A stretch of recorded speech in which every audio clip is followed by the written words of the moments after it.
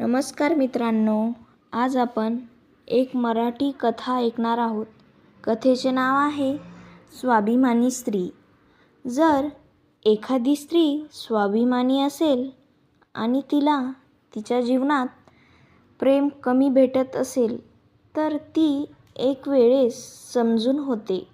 पण त्याच स्त्रीला जर आदर सन्मान भेटत नाही तर तिच्या मनावर खूप मोठा आघात होतो.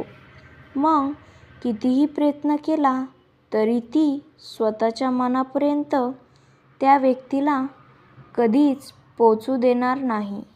ही कथा कशी वाटली ती नक्की कमेंटमध्ये सांगा आणि व्हिडिओ आवडला असेल तर चॅनलला सबस्क्राईब करा आणि लाईक करा. धन्यवाद.